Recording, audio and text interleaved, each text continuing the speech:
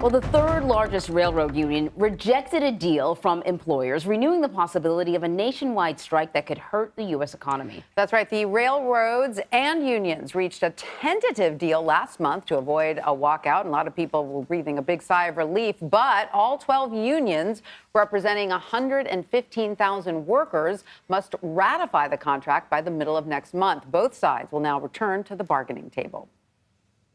So let's bring in Richard Edelman now. He's a labor attorney for the Brotherhood of Maintenance of Way Employees, the union that has rejected this proposed deal. Richard, welcome. Great to have you with us. So explain to us where the disconnect is here between the BWED and the rail companies, because we know that the unions did get a lot of what they were asking for.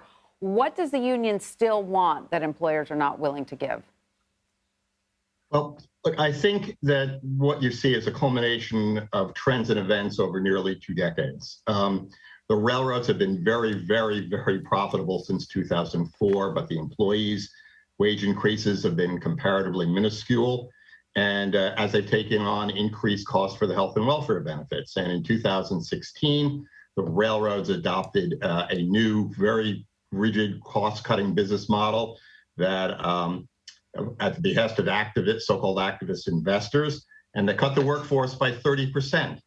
And then came the pandemic, and rail workers were required to work through. BMWE members, many of them had to travel long distances, work in close quarters with coworkers, while managers and administrative people got to stay home. The workforce reductions continued even as the pandemic went on. Even as traffic came back, the workforce reductions continued. And the railroad profits actually increased as the workforce remained stagnant. And in the bargaining, the railroads insisted that their extreme profits were irrelevant to employee compensation and benefits. And the railroads resisted union proposals for paid sick leave. The railroads seemed to recognize a need for it at the start of the pandemic. They unilaterally gave paid sick leave to employees who were infected or exposed to COVID. But they resisted. They would not agree to provide paid sick leave as part of an agreement. And all the while, the profits parade continued. And all of that's really led to where we are now. And the railroad workers feel disrespected and abused. And during the bargaining, we said that the railroads had seen a 1,000% increase in thank yous for your service and a 0% wage increase offer. And in that context, the denial of paid sick leave hits particularly hard. And I think all of that came together and resulted in the rejection of the tentative agreement. So, Richard, you really sort of painted a good picture. We get it, a 30% reduction in railroad employees, but the work is still there. So you have fewer people doing the same amount of work. As I understand it, sick leave was definitely one of the factors, but it was also this really sort of strict attendance policy that made it very difficult for workers to balance their personal life and their work. And that seemed to me to be sort of at the top of the agenda. So when the president came out and said this is a win for railroad employees, I thought that that would have been a big component of this new tentative deal. Was your union present during the negotiations with the Labor Department? And, did that come up? So the BMWED was not part of those negotiations at the Department of Labor. And the issue that you've raised is a very significant issue for engineers and conductors who have unscheduled work. In other words, they're almost always on call.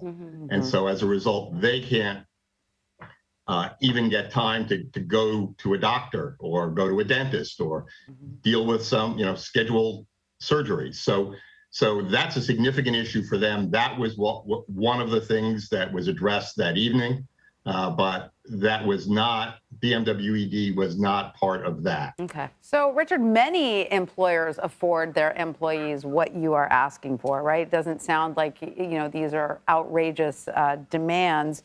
Has there been any indication that management is willing to sit back down at the table with you on some of these issues? They said they will meet with us again, but up till now, their position has been adamant that they are not going to provide paid sick leave, which, as you note, is something that employers all around the country provide. I would also note that the railroads when there was an executive order on a vaccine mandate, said they were federal contractors, therefore subject to that mandate, but they're not. There's also an executive order for employers who are federal contractors to provide paid sick leave, and the railroads say they're not subject to that, and they don't want to provide it. And really, this, I think, at this point, is sort of a basic human need that people need to be able, and it's good for the railroads. You don't want sick people coming to work and infecting their coworkers. Right. It's not just for the benefit of the individual involved. And the railroads seem, again, recognize that during the beginning of the pandemic, but they won't provide it on a permanent basis. So the union you represent is one of 12, though. I presume the other 11 are on board with this deal, and if so, and I know you guys are supportive of each other and representative of each other, what are the chances that we could see a strike here? So several of the other unions, including the engineers and conductors that I mentioned, are still involved in the ratification process, and they're still voting, and we won't know what their members say in the end for a little while.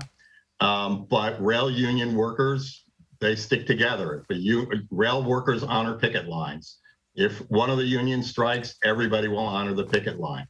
There's also the potential that the railroads would lock out. They were the last ones to cause a national disruption in 1992. They locked out railroad workers. So there is the potential.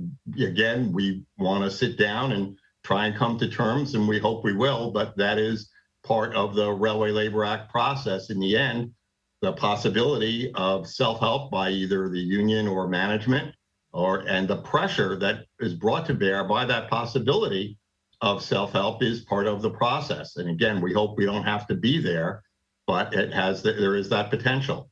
And I would emphasize that unions are democratic institutions.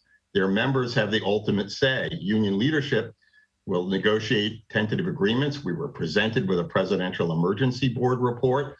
The union did what it could to try and improve it and put it in front of the membership. And they're the ones who have the ultimate say and will ultimately have the ultimate say. Richard, is the White House still involved at all? And is there anything that you think the federal government can do to ensure that railroad workers are satisfied? I think the White House is certainly, as my understanding, has offered to help however they can. We've appreciated the help of the administration at various points along the way. And I think, railroads could be pressured to share with their employees and treat their employees with respect, and not be as disdainful as they have been, both in bargaining and at the presidential emergency board proceedings. Well, one thing we know for sure, the president is definitely watching this closely. We know he's a fan of the railroads, right? He's a fan of this form of transportation. So whether or not he weighs in, we know he's watching closely. Richard Edelman, thank you very much. Thank you for having me on. Not just that, Tanya, but we are